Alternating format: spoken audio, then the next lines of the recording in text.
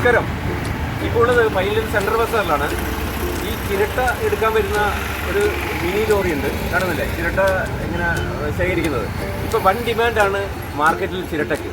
അല്ലമീൻ ട്രേഡേഴ്സിലാണ് ഉള്ളത്. പയ്യന്നൂരിലെ കൊപ്പരയും തേങ്ങയൊക്കെ പച്ച തേങ്ങയൊക്കെ എടുക്കുന്ന ഒരു സ്ഥലമാണ്. അതിൻ്റെ പ്രൊപ്പർട്ടിയോട് ചോദിക്കാം, ഈ ഇപ്പോൾ ചിരട്ടയ്ക്ക് വില കൂടിക്കൊണ്ട് വരികയാണ്. അപ്പോൾ താങ്കളുടെ അഭിപ്രായത്തിൽ എന്താണ് ഈ ചിരട്ടയ്ക്ക് വില കൂടുന്നതിൻ്റെ അഭിപ്രായം? വിദേശ രാജ്യങ്ങളിലേക്ക് കയറ്റുമതി ചെയ്യുന്നുണ്ട്. വിദേശ രാജ്യങ്ങളിലേക്ക് കയറ്റുമതി ചെയ്യുന്നുണ്ട്. ഇത് ഈ കാർബൈൻ യുദ്ധ ആവശ്യങ്ങൾക്ക് വേണ്ടിയിട്ടാണ് ഉപയോഗിക്കുന്നത് പറയപ്പെടുന്നു. അതുകൊണ്ടാണ് ഇത് പെട്ടെന്ന് ഇങ്ങനെ ഒരു വില കൂടിയത്. ഇത് കയറ്റുമതി ചെയ്യുന്ന ചിരട്ട ചിരട്ട കയറ്റുമതി ചെയ്യുന്നതാണ് വിദേശത്ത്. അത് ചിരട്ടയായിട്ടല്ല, അത് പ്രോസസ് ചെയ്തിട്ട് അതിൻ്റെ കരി അങ്ങനെയുള്ള സാധനങ്ങൾ കയറ്റുമതി ചെയ്യും. ചിരട്ട നിങ്ങളുടെ അടുത്ത് നിന്ന് എടുക്കാൻ വേണ്ടി നിങ്ങൾ ചിരട്ട എടുക്കാറുണ്ടോ? എടുക്കാറുണ്ട്. കിലോന് എത്ര പൈസ വെച്ചാൽ എടുക്കാം? 25-30 രൂപ എടുക്കണം ഒരു കിലോന്. ഒരു കിലോ ചിരട്ട എടുക്കാം. അപ്പൊ മുമ്പൊക്കെ കൊപ്പരയാണ് എടുക്കുന്നത്, ഇപ്പൊ ചിരട്ടയും എടുക്കാൻ തുടങ്ങി അല്ലേ?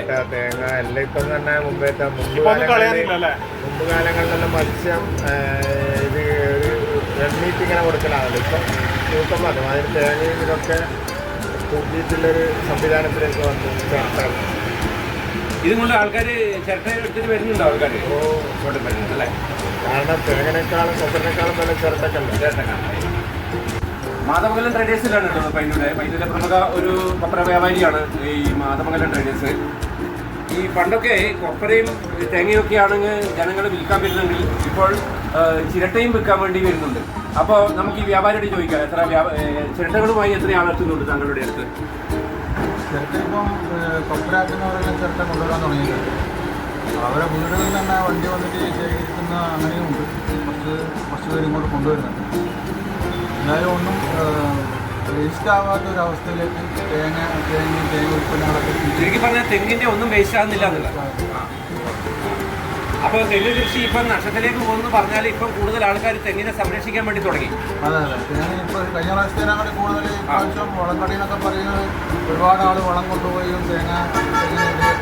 അപ്പൊ തെങ്ങിനെ സംരക്ഷിക്കുന്നില്ല, വളം കൂടുതൽ ചെലവ് കിട്ടുന്നില്ല എന്ന് പറയുന്ന ജനങ്ങളെ ഇപ്പം തെങ്ങ് കൃഷിയിലേക്ക്